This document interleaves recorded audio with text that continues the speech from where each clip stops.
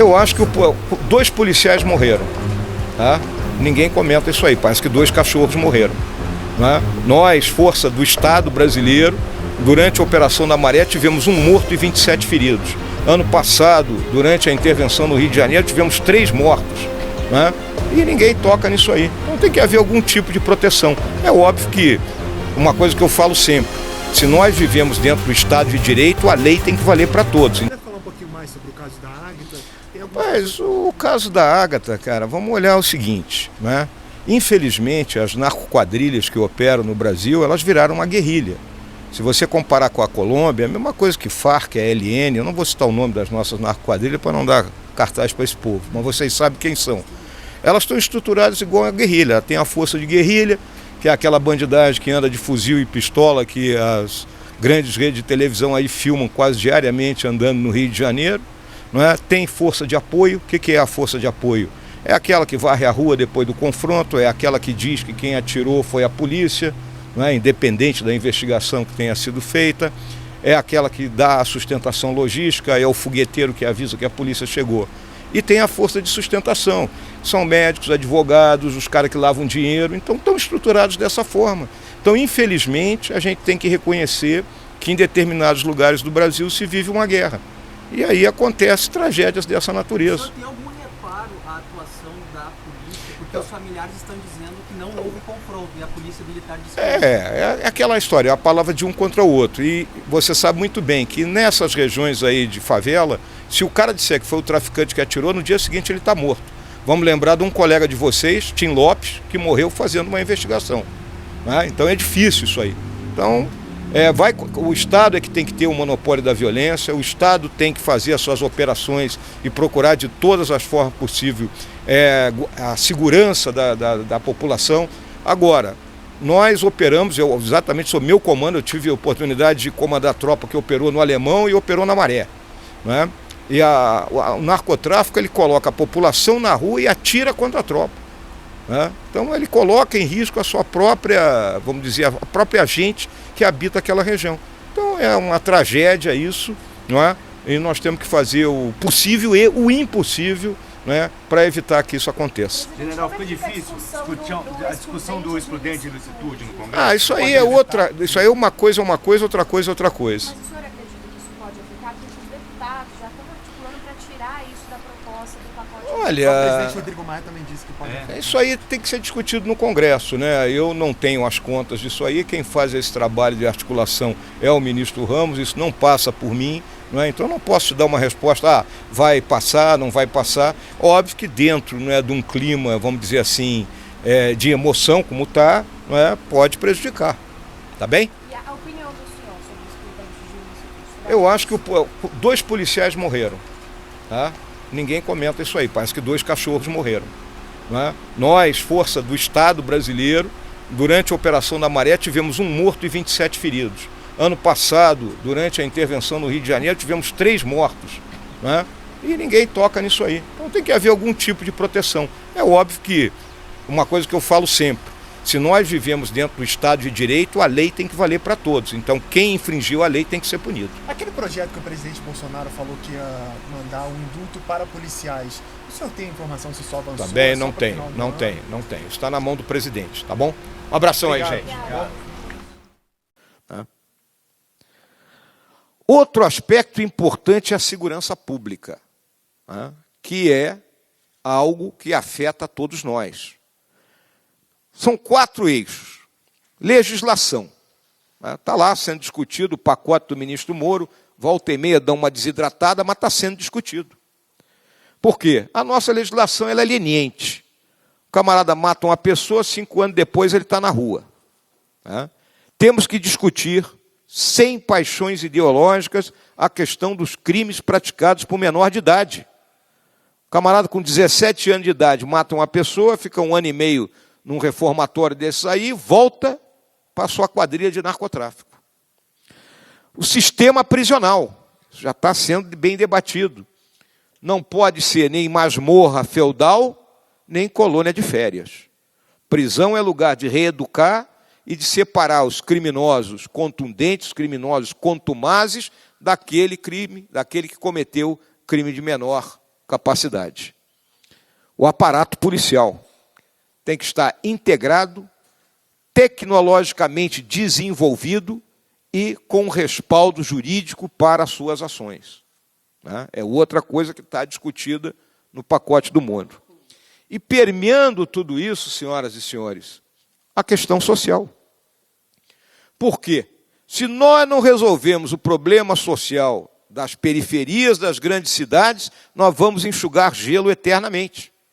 Então, essas periferias têm que ter o quê? Título de propriedade.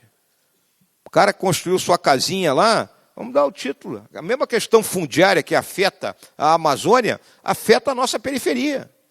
Então, vamos dar o título de propriedade para o cara, vamos botar o cara no capitalismo. Ele pode depois pedir um empréstimo e ter a casinha dele como garantia, para botar um salão de beleza para a mulher, para botar uma birosca. Vamos botar casa com número, rua, casa, número. E não aquilo, não, eu moro na casa amarela, quarta casa a partir da esquina do beco tal. Luz elétrica e não gato. Água encanada e esgoto. Isso é tarefa do Estado. Temos que fazer isso. E temos que cobrar dos nossos governantes isso aí. O Brasil no mundo. Eu tive a oportunidade de estar em Washington, em Pequim, no primeiro semestre. Agora, daqui a 15, 20 dias, vou à Itália, vou a Roma, né, por ocasião da canonização da irmã Dulce, né, e aproveitar para conversar com o pessoal da indústria italiana e, ao mesmo tempo, conversar lá no Vaticano. Vai estar ocorrendo o Sínodo da Amazônia. Então, existe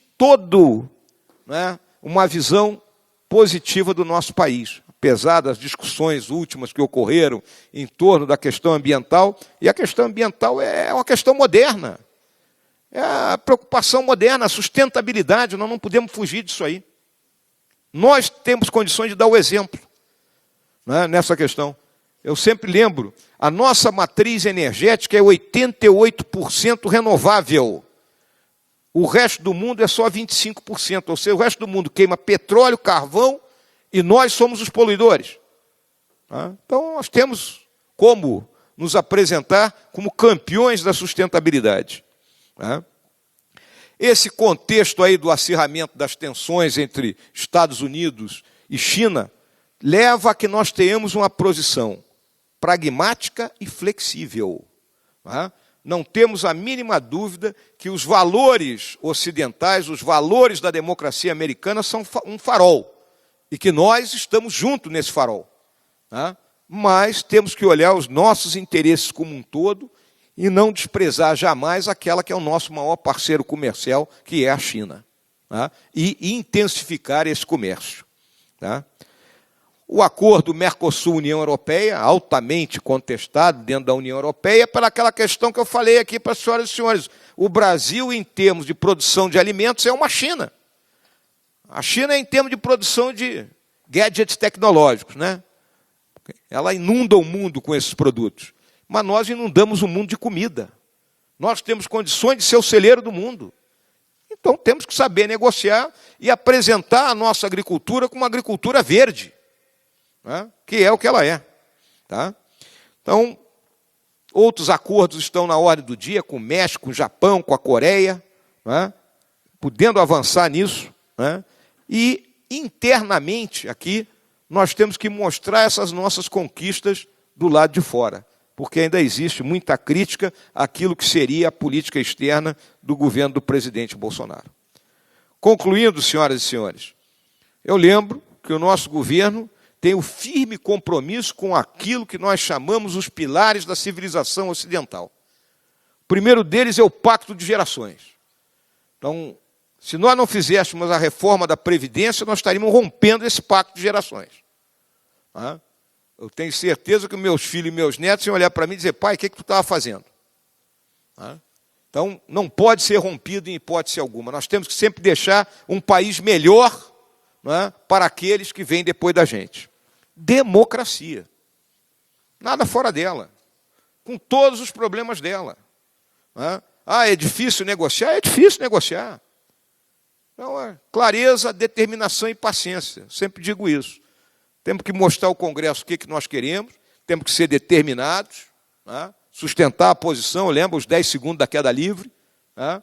E paciência, tem que ter paciência. Vai lá, fala uma coisa, volta, o cara diz que não quer, vai na imprensa, diz outra. Faz parte, é o jogo político, né? E olha que eu não sou acostumado ao jogo político, senhoras e senhores, eu venho do Exército. Lá, manda quem pode, obedece quem precisa e tem juízo, né? Capitalismo. Não há fora do capitalismo, né? Não tem como sair disso aí. Não adianta querer achar que o planejamento centralizado, a propriedade coletiva, isso não deu certo. Não leva a lugar nenhum. O Estado de Direito. Lei vale para todos. O pau que bate Chico, bate Francisco. Não tem Silva mais igual que os outros Silva, tá? Essa é a realidade. E não haver também aquilo que eu chamo a exacerbação do Estado de Direito, né? Muitas vezes eu vejo os nossos companheiros do Ministério Público, né, exacerbando, né, achando que aquilo, né, na realidade, estão travando o país. Então, tem que haver bom senso nessas horas. E sociedade civil forte. As instituições da sociedade civil têm que pressionar os seus representantes dentro do legislativo, têm que pressionar os eleitos, né, para que eles cumpram aquilo que prometeram em sua campanha política. Se não há isso, se não é aquela simplesmente, votei, daqui a 4 anos eu apareço de novo para votar, a coisa não funciona. Ações do governo, né, resumindo, agenda de produtividade, o problema fiscal, segurança pública e queremos estabelecer políticas de Estado que perdurem, dando norte para o país independente do governo que venha no lugar do nosso. E não a mera política de governo que se extingue em 4 anos e deixa o abacaxi na mão daquele que vem depois. Lembro sempre dessa charge aí. Se eu perguntar aqui quem quer mudança, eu tenho certeza que todo mundo vai levantar o braço, né? Agora, quem quer mudar? Todos nós temos que mudar. Muito obrigado. Todos nós temos que mudar.